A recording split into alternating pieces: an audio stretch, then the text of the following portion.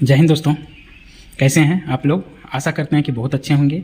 और हमारे वीडियो पे जो पुराना वीडियो था उस पर बहुत मतलब कि गलत कमेंट भी आए हैं, अच्छा कमेंट भी आए हैं। लेकिन गलत कमेंट करने वाले को मैं एक ही बात बोलूँगा कि जो वास्तविकता है उससे आप छुप नहीं सकते, चाहे आप हो या मैं हो। अगर यदि आपको जो रिजेक्टेड कैंडिडेट हैं उनके जगह पे आप होते तो आप क्या सोचते।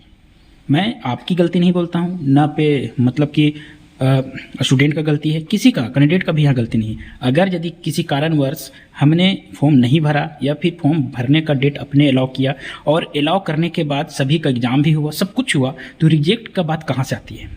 अगर यदि हम ये जानते हैं कि वहाँ पे सीटेट को अनवैलिड किया है, लेकिन जो पारा टीचर हैं, जेटेट हैं, जो फॉर्म को नहीं भर पाएँ और 22 तारीख के बाद वो अप्लाई किए हैं, तो अब बताइए किस कारण से आप उनको हटाइएगा। क्या वह कौन सी वजह होगी कि आप हटा दीजिएगा। सिर्फ आप ये कर सकते हैं कि जो सीटेट को अनवैलिड किया है उसको आप छट नहीं कर सकते, लेकिन आप कहिएगा कि उस डेट के बाद जितने फॉर्म भरे हैं उसी को हटा दें, तो ये कहीं उचित की बात नहीं है, कहीं उचित नहीं है। आप किसी भी एंगल से आप लोग समझ सकते हो, आप लोग भी पढ़े लिखे हैं, ऐसा नहीं है।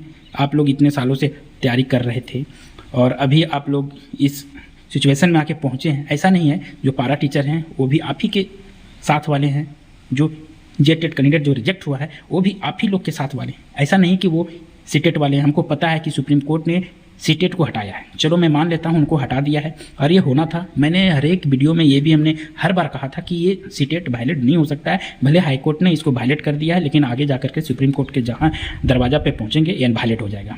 लेकिन इस वैकेंसी को अभी भी मैं जो कह रहा हूँ वो बिल्कुल एक नहीं होता है, अपकमिंग के आधार पर मैं कर रहा हूँ। अगर यदि इस वैकेंसी को आप लोग को प्रक्रिया को पूरी करनी है तो परिमल जी हैं उनसे या फिर जितने भी टेट पारा टीचर जितने भी हैं सभी के लीडर को एक साथ एक मंच पे आना होगा और उनका साथ लेके चलना ही होगा।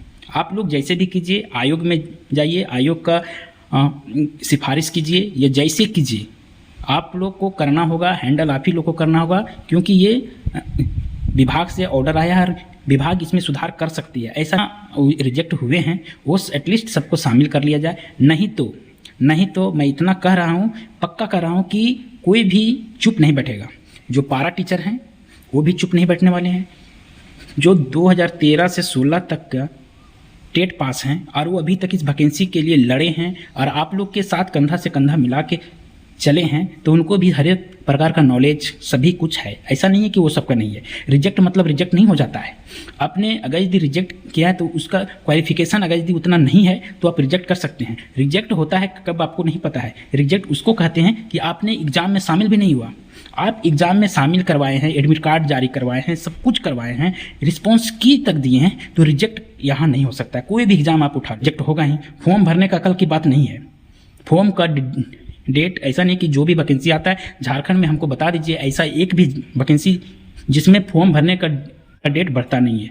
बढ़ता है, और एक बार नहीं, एक बार से 2 बार खुद स्टूडेंट बढ़ाते हैं जाकर के। तो आयोग इसको खुद बढ़ाया फॉर्म का भरने के लिए। अगर यदि वैसा था तो उसमें सिर्फ यही कहता कि पोर्टल ओपन हुआ है, वो ओनली फॉर है सीटेट वालों का, जेटेट इसमें अप्लाई नहीं कर सकते हैं, तो एक ये बात उचित होता। लेकिन वहाँ पे सीटेट फॉर्म भर सकते हैं, जेटेट भर सकते हैं या पारा टीचर भर सकते हैं। ऐसा नहीं किया गया। उसमें साफ है, फॉर्म का डेट को बढ़ा दिया गया और पोर्टल को ओपन कर दिया गया। और वैसी स्थिति में अगर यदि पारा टीचर हो या फिर टेट पास कैंडिडेट है, यदि उसमें फॉर्म अप्लाई कर दिया है तो इसमें क्या दिक्कत है।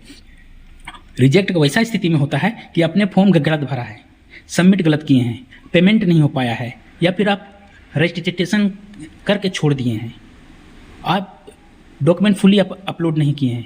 वैसे स्थिति में एक रिजेक्शन लिस्ट आता है कि इसने अपना पेमेंट या फिर दस्तावेज है वो सबमिट नहीं किए हैं। लेकिन उसमें भी आप लोग को याद होगा कि कोई भी फॉर्म, झारखंड की बात कर रहे हैं, सेंट्रल का नहीं, सेंट्रल में तो रिजेक्टिंग हो जाता है, वो आपको इन्फॉर्म भी नहीं करेगा कि आपने फॉर्म भरे हो या नहीं भरे हो। लेकिन जो झारखंड का है फोरम का, वो एक मौका भी देती है कि इतने स्टूडेंट हैं पेमेंट नहीं, वो पेमेंट कर सकते हैं या फिर फॉर्म को इतना तारीख तक फाइनली सबमिट कर सकते हैं, मौका भी मिलता है। कैसे कह सकते हैं कि इनको रिजेक्ट आया है लिस्ट में तो रिजेक्ट में ही रहने दो, ये आपके साथ का ही है, क्वालिफिकेशन सेम है उनके पास, एग्ज़ाम भी लिखे हैं, एडमिट कार्ड भी जारी हुआ, रिस्पॉन्स की भी जारी हुआ, सब कुछ हुआ है, तो फिर छठे वहाँ कैसे हो? सुप्रीम कोर्ट का ऑर्डर है कि सी टेट वाले को सिर्फ हटाना है, तो ये फिर ये विभाग है जो जेएसएससी वो कैसे हटा दिया? इनको तो छटनी वहाँ से करना चाहिए, जो भी वायलेट है पारा टीचर और सी टेट, इनको जो टेट वाले हैं इनको छोड़ करके बाकी को हटा देना चाहिए। लेकिन यहाँ आपको पता होगा कि इसको ये सब रहने और रिजेक्ट करने का एक ही कारण है।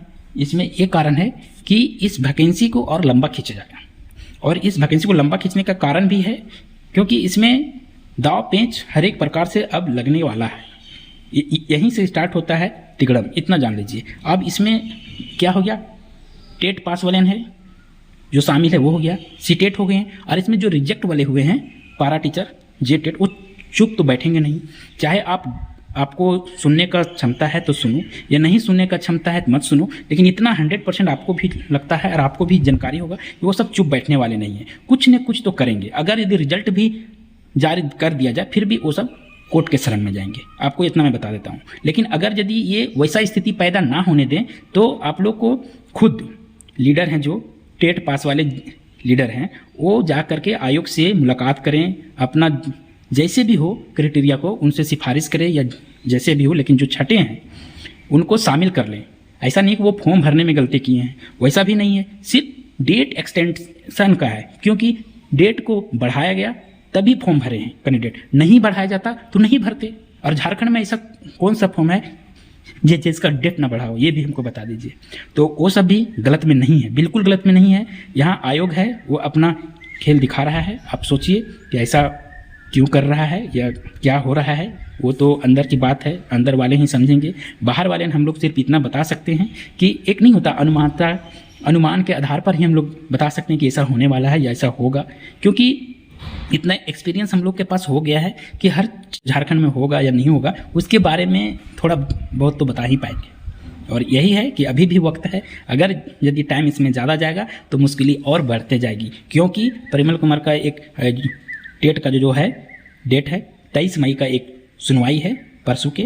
आप सोचिए उसमें कुछ न कुछ तो होगा, और नहीं होगा तो इधर से एक और केस उसमें डाल दिया जाएगा। आप लोग ये भी ध्यान में रखिए। और अबर का जो भी होगा केस, सोच लीजिए कैसा केस होगा, क्योंकि इसमें पारा टीचर, टेट और सी टेट सभी ठोकेंगे केस। अब इसमें नुकसान किसका होगा? तो वायलेट कैंडिडेट हैं जो, उनका नुकसान होगा, और फायदा होगा सी टेट वालों के कि वैकेंसी लटक जाए।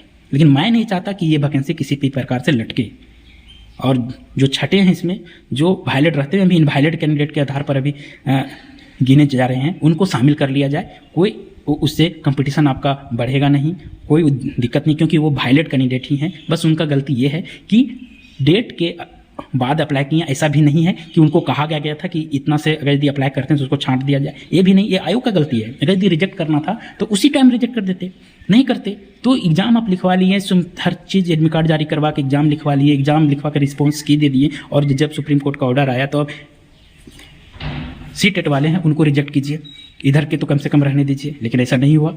तो मेरा यही कहना रहेगा कि आगे आप लोग समझदार हैं, आगे ये वैकेंसी फंसे नहीं, उसके लिए आप लोग क्या करना होगा ये आप लोग खुद समझदार हैं, और कीजिए, विभाग से जाके मिलिए और इसका निष्पादन कीजिए। तब तक के लिए जय हिंद।